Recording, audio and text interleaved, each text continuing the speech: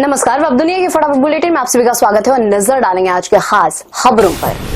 बागेश्वर पंडित धीरेन्द्र कृष्ण शास्त्री ने भी छतरपुर के लवकुश नगर में कहा, जब हम मुस्लिमों की हज यात्रा में नहीं जाते हैं तो उनको भी हमारे मां दुर्गा की आराधना करने के लिए गरबा फेस्टिवल में नहीं आना चाहिए।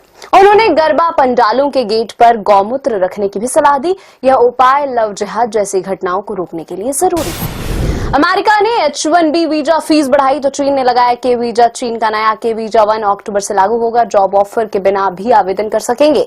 विदेशी टैलेंट को आकर्षित करने के लिए लाए गए इस वीजा को लोग अमेरिका H-1B का चीनी वर्जन भी कह रहे हैं।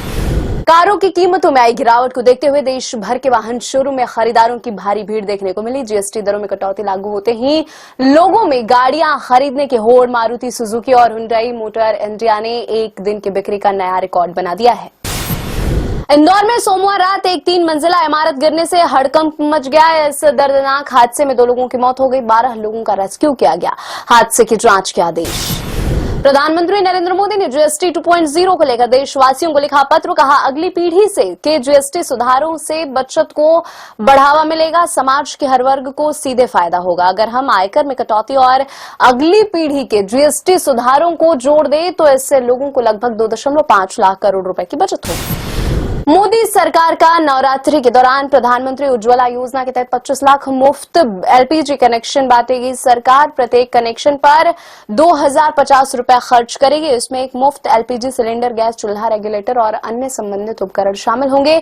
इसके साथ ही देश भर में उज्ज्वला लाभार्थियों की कुल संख्या बढ़कर 10.6 करोड़ हो जाएगी।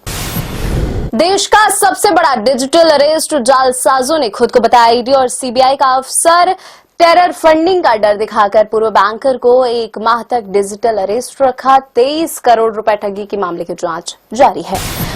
रूस और अमेरिका के बीच परमाणु हथियारों को कंट्रोल करने वाला न्यू स्टार्ट संधि 5 फरवरी 2026 को खत्म होने वाली है। व्लादिमीर पुतिन ने कहा, अगर अमेरिकी राष्ट्रपति डोनाल्ड ट्रंप भी सहमत हो तो रूस इस संधि को 1 साल के लिए बढ़ाने को तैयार है।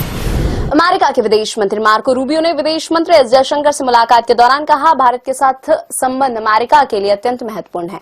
उन्होंने व्यापार, रक्षा और ऊर्जा सहित द्विपक्षीय मुद्दों पर नई दिल्ली की निरंतर भागीदारी की सराहना भी की। फ्रांस ने आधिकारिक तौर पर फिलिस्तीन राष्ट्र को मान्यता दी। यह कदम फ्रांस और सऊदी अरब की अध्यक्षता में आयोजित संयुक्त राष्ट्र सम्मेलन के दौरान उठाया गया। इसका उद्देश्य इसराइल फिलिस्तीन विवाद के द्विराष्ट्रीय समाधान के लिए नए स्तर पर समर्थन को बढ़ावा देना। ये थी आज की फटाफट बुलेटिन और ऐसे ही ताजा अपडेट्स के लिए बने रहे हमारे साथ, यानी कि विजिट करें अब दुनिया पर।